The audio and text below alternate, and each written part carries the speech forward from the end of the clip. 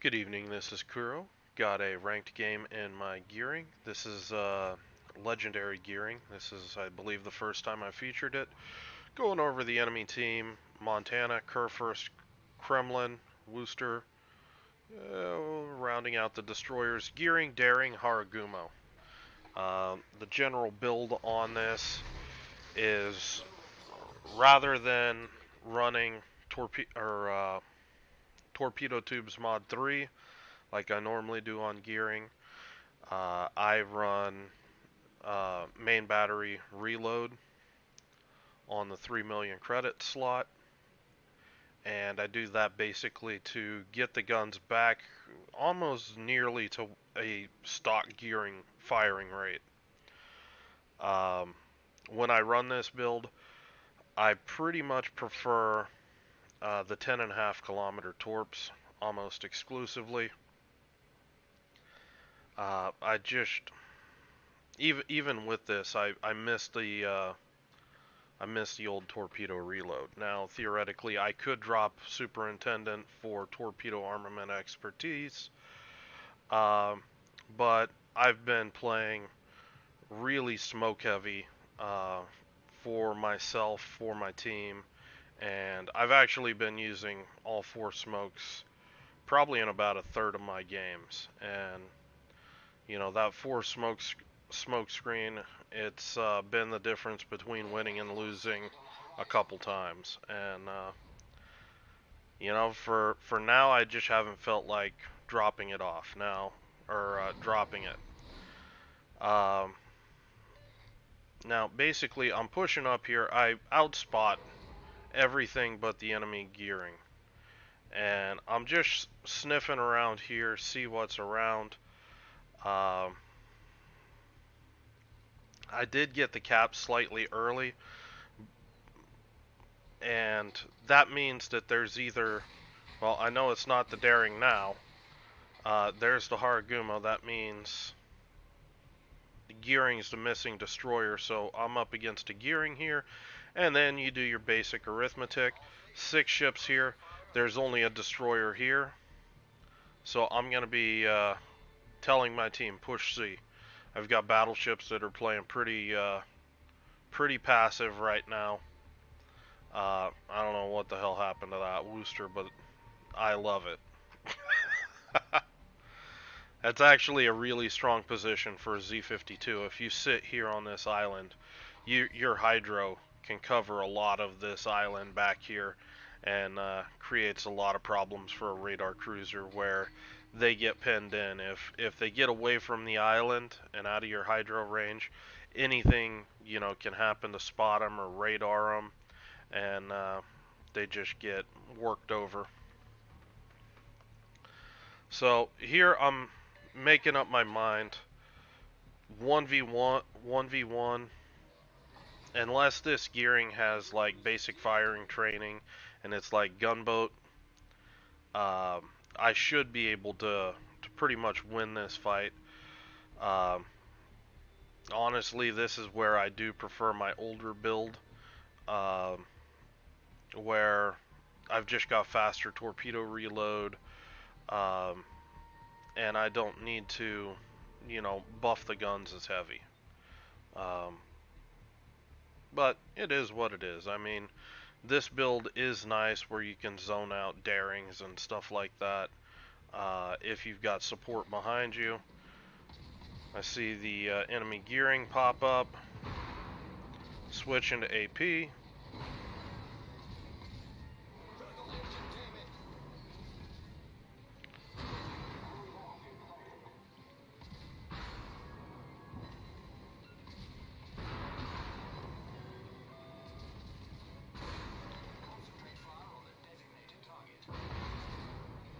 And the gearings just keep giving me some broadside, so I'm just going to keep slamming AP into him as long as he's giving me the broadside. That also tells me with the broadside he's probably torped, knowing that he's losing the fight. Now this trade did cost me a lot of HP. Now, the lesson for this game is patience. Because what's going on right now, the enemy team just shit their pants because they're about to lose their, sea cap.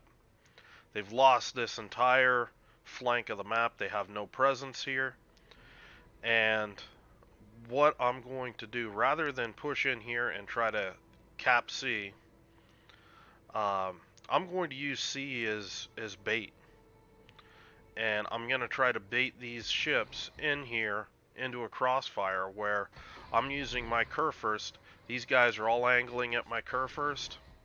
And you're going to watch me push in here and just start torping broadside ships. One right after another after another. Now this is a cur first. He probably has hydro, but he's sluggish as hell. So I throw one set of torps, and I want to get this guy, kind of committed to a direction. And I see he's kind of, seems like he's interested in slowing down, letting these torps go by. Well, those next set of torps are right in behind there, anticipating him slowing down. This ship does not accelerate quickly at all. He's kind of committed to stopping. And this is how you torp cur first with their, when they've got hydro active. He's kind of panicking. He sees these torps coming in. He doesn't want to take them all. That's why he sped back up. He took one there. He's going to take two out of this. And it's just, he's done at this point. If you notice, I'm not even bothering with HE. As long as he's broadside, I'm just hammering AP into a superstructure. Now that he's angling, switching to HE.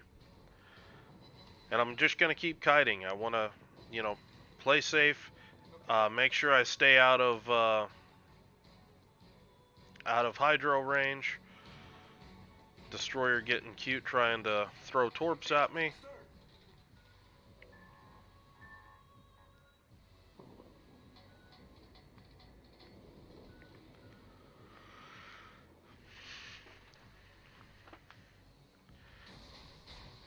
I throw one set of torps at the, judging by the rate of fire, I'm assuming that that's a Haragumo in that smoke. Yeah, that's a Haragumo. And what I'm doing is, this Montana, he's not really angling to my battleships yet. I'm being patient. This guy's, as soon as, okay, they're starting to shoot at him, he's gonna angle. He has to. He has to, or my team's gonna wreck him. So I'm just looking to be that invisible, just direction of fire that's just gonna trash somebody. I see he's just starting to angle, so I'm just taking a little lead, and just single set of torps. I don't really need that much more unless I'm trying to dove strike him. You can see he's committed to angling at my cur first now. Conqueror's probably shooting HE, so he's doesn't really have to angle at my Conqueror.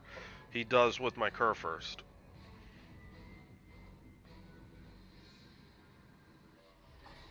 Now I did lead that a little too much, but I'm still going to catch him with one. That gets the flood. And my next set of torps, 9 seconds it's loaded.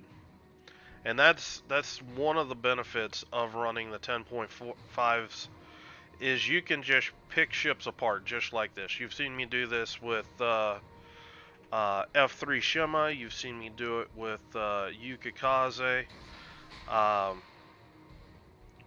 It's this is the equivalent of the short game in golf. Just your short game. And this is really where torpedo boats come into their own. And look, I'm not being overly aggressive. If this guy pops a plane or something, this guy's not going to be able to detect me. Now, I should have led that a little more. He did speed up. I still catch him with a single torp. But he's broadside. I'm going to just go nuts. I've already got torps reloaded, so I could torp this guy again if I wanted to. I just don't think that it's going to be needed.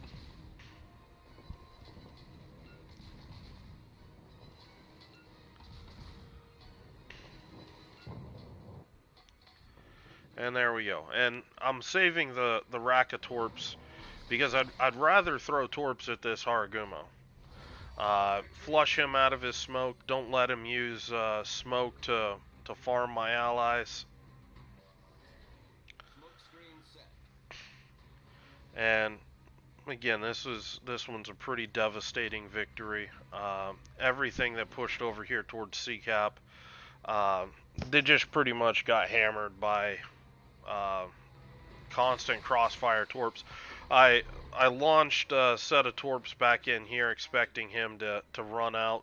Uh, this is just, maybe he runs out this way, uh, and I might be able to catch him. It is a Haragumo. He's got a turning circle like a battleship. And I'm just, gonna keep pushing. Even though I'm low HP, if I find this guy and I'm able to force him to shoot me, he's gonna have to deal with, he doesn't have smokescreen or anything like that. He's vulnerable to my team, so it's a sacrifice play, but, it gets him off the table. I'm angling in, try to, my bow's saturated, also trying to throw off some of the shots, and my team's able to finish this guy before I'm actually taken out of the picture. And that gets me whatever star that was, 109,000 damage. But wanted to use this game to kind of show you legendary gearing. It's kind of it is a unique play style where it's a little bit of shimma, where you can sit there and use your concealment against, darings and haragumos and things like that.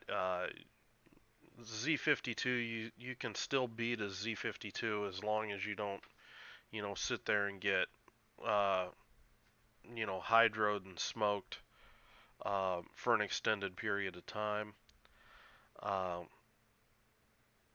it does have its utility, particularly I should say in 5-to-1 where you're seeing a lot of guys bringing daring, and this is just gives you a tool that you can utilize against them. So anyway, hope you guys enjoyed this game. If you guys have any questions or comments, leave them below. Hope you guys are having a good day, and I'll talk to you later.